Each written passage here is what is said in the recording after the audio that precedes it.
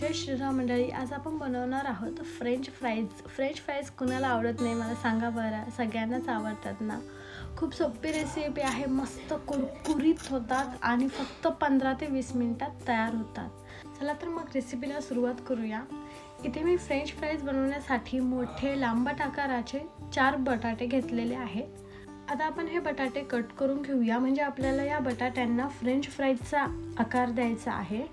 सुरुवातीला आपल्याला या बटाट्यांचे स्लाइस करायचे आहेत आणि अशा पद्धतीने हे बटाटे कट करून घ्यायचे आहेत। बघू शकता ना, एकदम परफेक्ट फ्रेंच फ्राईजचा आकार इथे आलेला आहे। आता आपल्याला हे कट केलेले फ्रेंच फ्राईज मिठाच्या पाण्यात टाकायचं आहे। सो इथे मी एकदम गार फ्रीजमधलं पाणी घेतलेलं आहे आणि त्यामध्ये मी चमचाभर मीठ टाकलेलं आहे।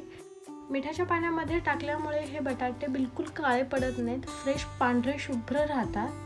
अशा पद्धतीने आपण सगळे फ्रेंच फ्राईज कट करून घेऊया। आता आपल्याला हे फ्रेंच फ्राईज उकळून घ्यायचे आहेत। सो त्यासाठी मी इथे 1.5 तांब्या पाणी टाकून घेतलेलं आहे आणि त्यामध्ये मी मीठ टाकलेलं आहे। पाण्याला छान उकळी आलेली आहे। आता यामध्ये आपण कट केलेले फ्रेंच फ्राईज टाकून घेऊया।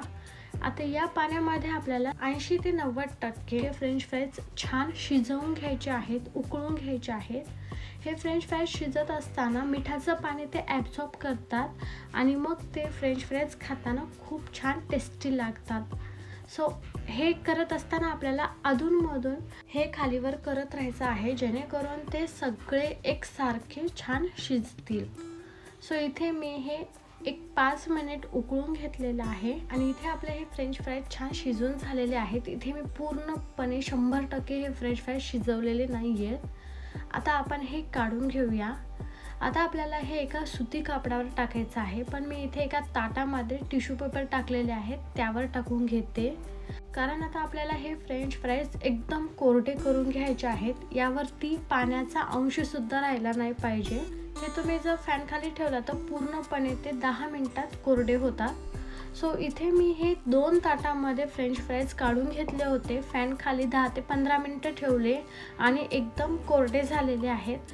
हे कोरडे करण्याचं कारण काय आहे की हे आपण जेव्हा तळू तेव्हा ते तेल आपल्या अंगावर उडणार नाही, त्यासाठी आपल्याला हे पूर्णपणे कोरडे करूनच तळायचं आहे। सो आता आपण हे तळायला घेऊया। कढईमध्ये मी तेल टाकून घेतले, तेल कडकडीत गरम करून घेतलेलं आहे। आता आपण हे फ्रेंच फ्राईज तेलामध्ये एक करत सोडूयात आणि फक्त 1 मिनिटाच्या आत आपण हे तळून घेऊयात, कारण आपण हे डबल फ्राय करणार आहोत। सो जेव्हा आपण हे फर्स्ट टाइम फ्राय करणार आहोत तेव्हा हे आपल्याला 40 ते 50 सेकंदच तळून घ्यायचं आहे। आता आपण इथे बघू शकता हे तळल्या गेलेले आहेत। आता आपण हे काढून घेऊया। इथे बघू शकता ह्याचा हलकासा रंग चेंज झालेला आहे, खूप जास्त पिवळसर रंग आलेला नाही। इथे मी सगळे फ्रेंच फ्राईज फर्स्ट टाइम तळून घेतले, आता सेकंड टाइम तळून घेऊयात। हे तळत असताना आपल्याला गॅसची फ्लेम लो टू मीडियम ठेवायची आहे आणि 2 ते 3 मिनिट छान तळून घ्यायचे आहे। हे तळत असताना आपल्याला सतत खालीवर करत राहायचं आहे, म्हणजे हे सगळ्या बाजूने छान एकसारख्या रंगाचे तळल्या जातात। इथे बघू शकता आपले हे फ्रेंच फ्राईज छान तळून झालेले आहेत, मस्त येलोइश ब्राऊन कलर आलेला आहे आणि मस्त कुरकुरीत झालेले आहेत।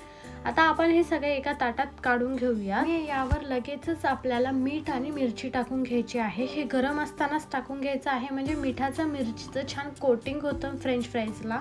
तुमच्याकडे जर पेरी पेरी मसाला असेल तर तुम्ही तेही टाकू शकता, त्यामुळे पण हे खूप टेस्टी होतात। अशा पद्धतीने आपण सगळे फ्रेंच फ्राईज तळून घेऊयात आणि लगेचच यावरती मीठ मिरची पावडर टाकून घेऊयात। इथे आपले मस्त गरम गरम मॅगडीमध्ये मिळतात, अगदी तसेच सुपर टेस्टी, सुपर क्रिस्पी, घरच्या घरी बनवलेले हे फ्रेंच फ्राईज तयार आहे। इथे तुम्ही या फ्राईजचा आवाज ऐकू शकता।